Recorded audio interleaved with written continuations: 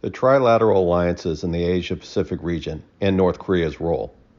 The U.S. and South Korea, along with several countries part of the United Nations Command in South Korea, will be taking part in the annual Freedom Shield 2024 exercise on March 4th through the 14th. The exercise is often followed by vitriolic condemnation from the North Koreans, and this year it is expected to be much of the same.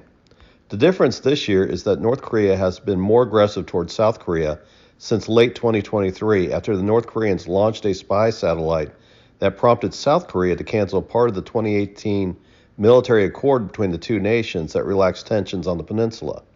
The North Koreans, for their part, canceled the entire agreement and remanned their border checkpoints.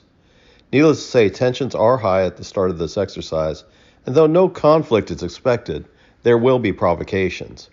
The situation on the Korean peninsula has created speculation that a new Cold War has begun in Asia as geopolitical situation has two trilateral blocs facing off with each other. The United States, South Korea, and Japan recently agreed to increase security cooperation in what is viewed as common threats in the Western Pacific. The Trilateral Agreement was originally created for missile monitoring and defense over North Korea's missile and nuclear threats. As China has become more bellicose, the U.S. seeks partners to counter it.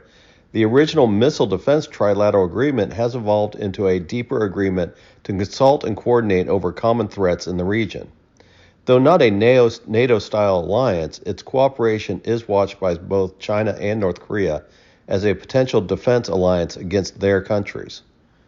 China and North Korea have a well-known relationship as China is North Korea's biggest trading partner and an outlet to assist in bypassing international sanctions against North Korea. China has an interest in preserving the North Korean regime as a means to keep a buffer zone between it and the U.S.-backed South Korea.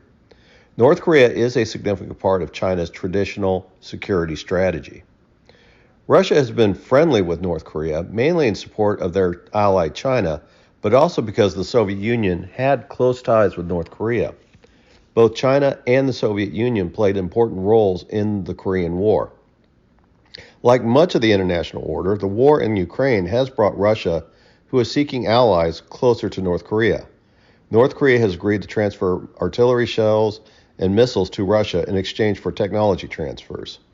It is suspected that the successful launching of a North Korean spy satellite was accomplished with Russia's help. President Vladimir Putin of Russia has also stated that assisting North Korea's space programs was an important goal. The space program is just code language for the North Korean missile program.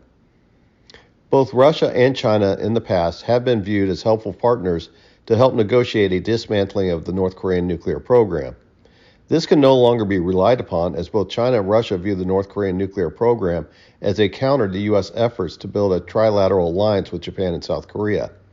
A North Korean nuclear program can be used as a constant threat to South Korea and Japan, with China and Russia able to deny they are behind the threats that will keep the U.S.-led trilateral bloc focused on North Korea.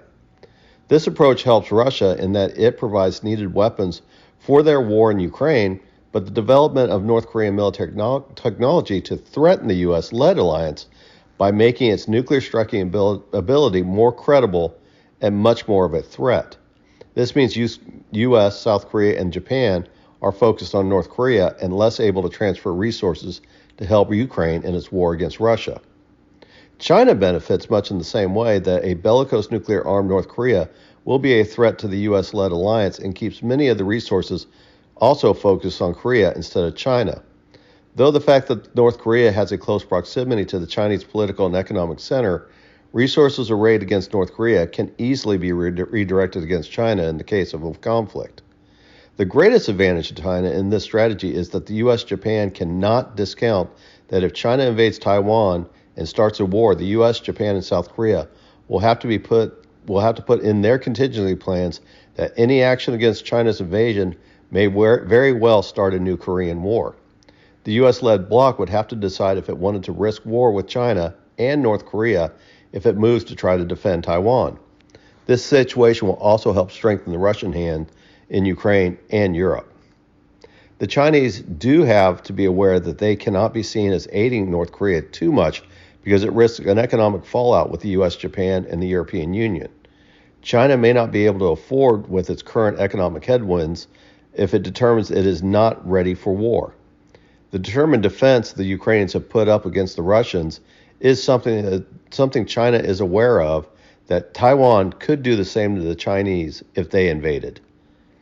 China cannot let North Korea get too threatening with nuclear rhetoric because it might be incentivize South Korea and Japan to pursue their own nuclear weapons. The Russian, China, North Korea Trilateral Alliance members are all nuclear armed, and the U.S., Japan, South Korea Trilateral Alliance is entirely reliant on the U.S. nuclear umbrella.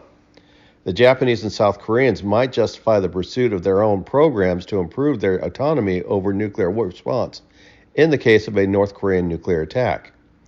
A nuclear-armed South Korea and Japan are not in the Chinese interest, so they have more to lose over the fallout of a rogue North Korea than does Russia.